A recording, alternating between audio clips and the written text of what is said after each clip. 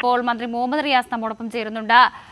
Minister, നമുക്കറിയാം ഈ ഒരു ദൗത്യം കേരളം തുടക്കം മുതൽ തന്നെ കേരളത്തിന്റെ ഇടപെടൽ എങ്ങനെയായിരുന്നു, കർണാടക സർക്കാരിന്റെ ആ ഒരു ഇടപെടൽ എങ്ങനെയായിരുന്നു എന്നുള്ള കാര്യങ്ങളെല്ലാം നമ്മൾ കണ്ടതാണ്. ഇപ്പോൾ കേരളം ശക്തമായി ഇടപെടുന്നു, കൃത്യമായി ഏകോപനത്തോടു കൂടിയുള്ള ഒരു രക്ഷാ ദൗത്യം നടത്തുന്നു. ഇപ്പോൾ ഇതാ ഈ അർജുന്റെ ട്രക്കും മൃതദേഹവും അടക്കം കണ്ടെത്തിയിരിക്കുന്നു. താങ്കൾ എങ്ങനെ പ്രതികരിക്കുന്നു? അല്ല, 71 ദിവസം തുടർച്ചയായി അർജുൻ എവിടെ എന്നുള്ളതിന്റെ ശ്രമമാണ് എല്ലാവരും നടത്തി. അർജുന്റെ കാര്യത്തിൽ അർജുൻ ഒരു വികാരമായി ലോകത്താകെ ഉള്ള മലയാളികളിൽ മാറിയിരുന്നു.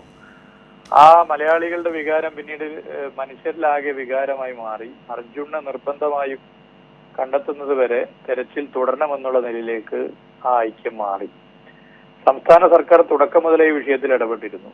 പിന്നീട് മുഖ്യമന്ത്രി നിർദ്ദേശിച്ചതിന്റെ ഭാഗമായി ഞങ്ങളവിടെ പോയി ആ പ്രവർത്തനങ്ങളിൽ പങ്കുകൊണ്ടിരുന്നു. അവിടെയുള്ളവർക്കും വലിയൊരു അത്ഭുതമായിരുന്നു. അവിടെ ഞങ്ങൾക്ക് ഭക്ഷണം തന്നിരുന്നയാൾ പറഞ്ഞത് മന്ത്രിമാരും MLA മാരും പിന്നെ ആളുകളും പല ഇടങ്ങളിൽ നിന്നും ആളുകളൊക്കെ ഇവിടേക്ക് വരുന്നു.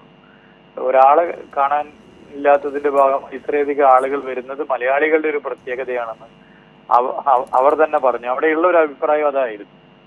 അവർക്കതൊരു അത്ഭുതമായിരുന്നു ഇങ്ങനെ മലയാളികളിൽ കണ്ട ഈ ഒരു ഐക്യം. സംസ്ഥാന സർക്കാരാണെങ്കിൽ കേന്ദ്ര സർക്കാരിനെ തുടർച്ചയായി ബന്ധപ്പെട്ടു.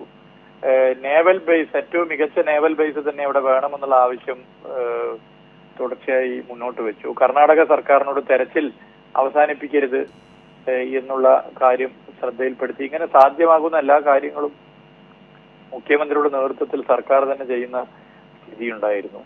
ഇപ്പോ ഈ നമ്മുടെ 71 ദിവസം കഴിയുമ്പോൾ ഇനി നമുക്ക് ലോറിയുടെ ഭാഗം കിട്ടി, അതിന്റെ അകത്ത് എന്താണ് സ്ഥിതി, മറ്റു കാര്യങ്ങൾ എന്നുള്ളതൊക്കെ തന്നെ മനസ്സിലാക്കി മുന്നോട്ട് പോകേണ്ടതുണ്ട്. അർജുന്റെ കുടുംബത്തോടൊപ്പം ഇന്ന് വരെ നിന്നതുപോലെ തന്നെ ഇനിയും നമ്മളെല്ലാവരും നിന്ന് മുന്നോട്ട് പോകും.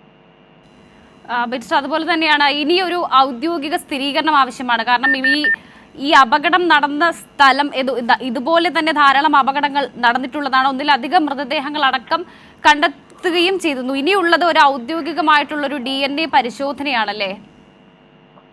തീർച്ചയായിട്ടും അതിന്റെ മറ്റു കാര്യങ്ങൾ നടക്കേണ്ടതുണ്ട്. മറ്റു കാര്യങ്ങൾ നടന്നതിന് ശേഷമാണ് നമുക്ക് അതിലൊരു നിലപാട്, മറ്റ് കാര്യങ്ങളൊക്കെ നിശ്ചയിക്കേണ്ടതുണ്ട്. ശരി, നന്ദിയുണ്ട് മിനിസ്റ്റർ. ശിരൂരിൽ ഗംഗാവലിപ്പുഴയിൽ നിന്നും അർജുന്റെ ലോറി ഇപ്പോൾ കണ്ടെത്തിയിരിക്കുകയാണ്. ഡ്രഡ്ജർ വഴിയാണ് ഈ ലോറി ഉയർത്തിയിരിക്കുന്നത്.